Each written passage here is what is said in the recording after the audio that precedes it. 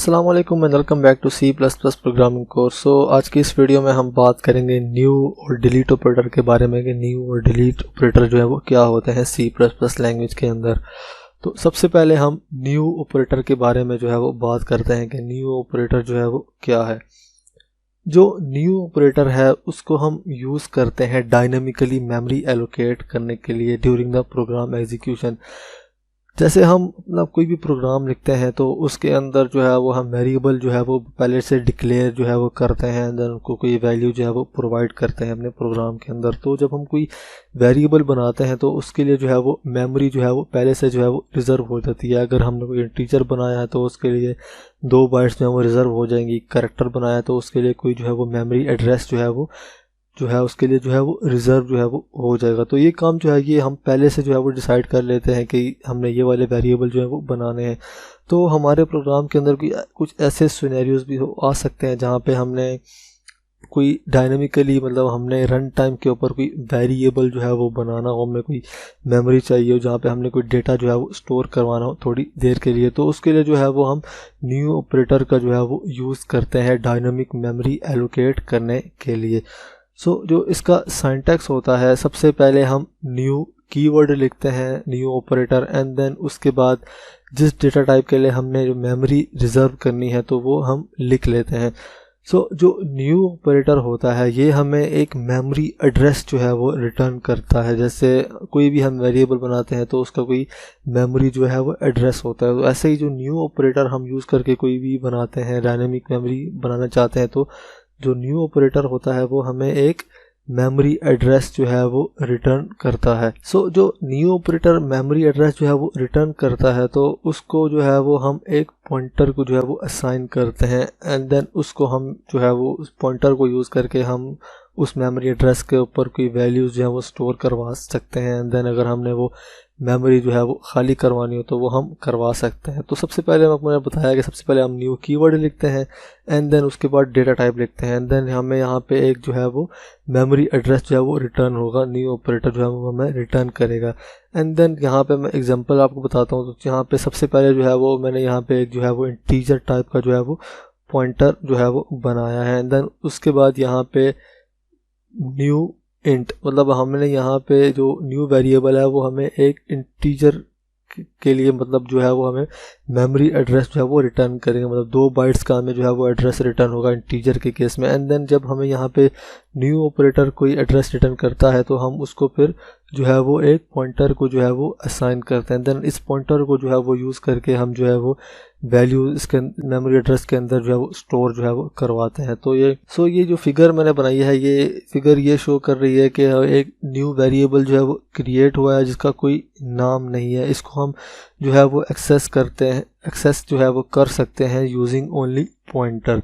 तो ये होता है एक न्यू ऑपरेटर जिसको हम यूज़ करके डायनामिक मेमोरी जो है वो बनाते हैं। इसके लिए सबसे पहले हम न्यू कीवर्ड लिखते हैं, then data type and then जो न्यू कीवर्ड हम लिखते हैं न्यू ऑपरेटर तो वो हमें एक एड्रेस जो है वो रिटर्न करता है एंड देन उस एड्रेस को फिर जो है वो हम एक पॉइंटर को असाइन करते हैं एंड देन उस पॉइंटर को जो है वो हम यूज़ करके उस मेमोरी एड्रेस के अंदर जो है अगर हमने कोई वैल्यूज़ रखनी है या रिट्रीव करनी है तो वो हम जो है वो इस पॉइंटर के ज़रिए जो है वो करते हैं। अभी यहाँ पे मैंने आपको बताया है कि हमने यहाँ पे एक सिंगल वेरिएबल के लिए जो है वो एक मेमोरी एड्रेस जो है वो डायनामिक जो है वो बनाया है, डायनामिक के लिए एलोकेट करवाया है।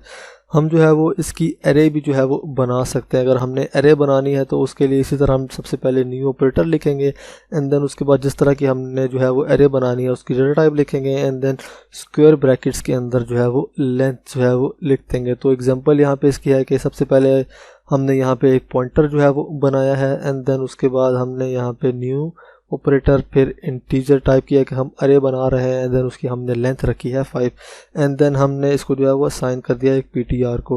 अरे के केस में ये होगा कि हमें से जो पहला एलिमेंट होगा अरे का उसका एड्रेस जो है वो मिलेगा। अरे होती है कि कंसेक्टिव मेमोरी लोकेशन जो है वो मिल जाती है जब हम की अरे बनाते हैं अपने प्रोग्राम के अंदर। तो इस केस में ये होगा कि जो एरे के पहले एलिमेंट का जो एड्रेस होगा वो पीटीआर को जो है वो असाइन हो जाएगा एंड देन अब इस पीटीआर को यूज़ करके हम जो है वो बाकी वैल्यूज जो होंगे इस एरे के अंदर या बाकी मेमोरी एड्रेस जो है वो उनको हम जो है वो एक्सेस कर सकते हैं। तो आगे हम इसका जो है वो एक कोड भी लिखेंगे और हम इसको कोड के ज़रिए भी जो है वो समझेंगे। अब इसके बाद जो दूसरा ऑपरेटर आता है उसको हम बोलते हैं डिलीट ऑपरेटर।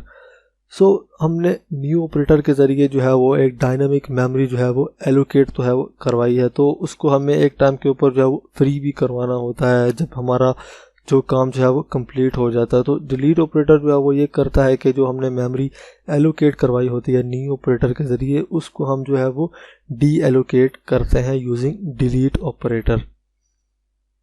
एंड देन जो मेमोरी डी एलोकेट होती है वो वापस से जो है वो फ्री स्टोर के पास जो है वो चली जाती है। फ्री स्टोर में आपको पिछली वीडियो में जो है वो बताया था, मैं आपको फिर से बता देता हूँ कि फ्री स्टोरेज जो है वो रिमेनिंग मेमोरी होती है। इसको हम जो है वो हीप भी बोलते हैं या डायनामिक मेमोरी जो है वो बोलते हैं। ये मेमोरी इसीलिए यूज़ होती है कि हमने कोई डायनामिकली मेमोरी एलोकेट करनी है ड्यूरिंग द प्रोग्राम एग्जीक्यूशन, तो वो सब जो है वो फ्री स्टोर की जो मेमोरी होती है उसके ज़रिए जो है वो होता है।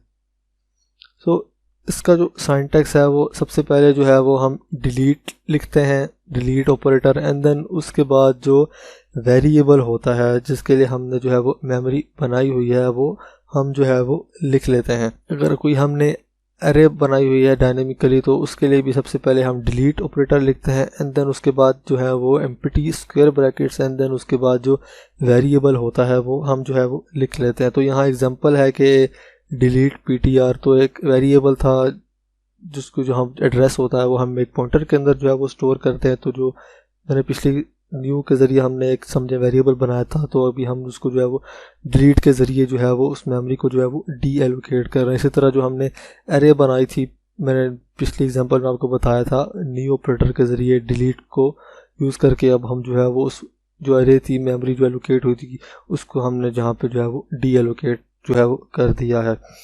तो अब मैं विजुअल स्टूडियो कोड में जो है वो चला जाता हूँ और हम जो है वो एक जो है वो कोड लिखते हैं जिसके अंदर जो है वो हम डायनामिक मेमोरी जो है वो बनाएंगे, एंड देन उसको फिर जो है वो डिलीट ऑपरेटर के ज़रिए जो है वो फ्री करवाएंगे। तो उसके लिए मैं विजुअल स्टूडियो कोड में जो है वो चला जाता हूँ। तो मैं विजुअल स्टूडियो कोड में जो है वो आ गया हूँ। तो यहाँ पे हम जो है वो सिंपल से प्रोग्राम के ज़रिए हम न्यू ऑपरेटर और डिलीट ऑपरेटर को जो है वो यूज़ करके कोई डायनामिक वेरिएबल बनाते हैं, देन उसको फिर जो है वो फ्री करवाते हैं। तो यहाँ पे जो है मैं सबसे पहले तो हम यहाँ पे जो है वो पॉइंटर बनाएंगे, क्योंकि जो हम न्यू ऑपरेटर को यूज़ करेंगे तो वह एक मेमोरी एड्रेस जो है वो रिटर्न करेगा, तो उसको हम जो है वो एक पॉइंटर के अंदर जो है वो सेव कराते हैं। तो सबसे पहले यहाँ पे मैं एक पॉइंटर बनाऊंगा इंटीजर टाइप का, एंड देन उसके बाद मैं यहाँ पे जो ptr है मैं उसको जो है वो असाइन कर दूंगा। जो मेमोरी एड्रेस जो है वो रिटर्न होगा, न्यू ऑपरेटर जो हमें रिटर्न करेगा वो ptr के अंदर जो है वो सेव हो जाएगा।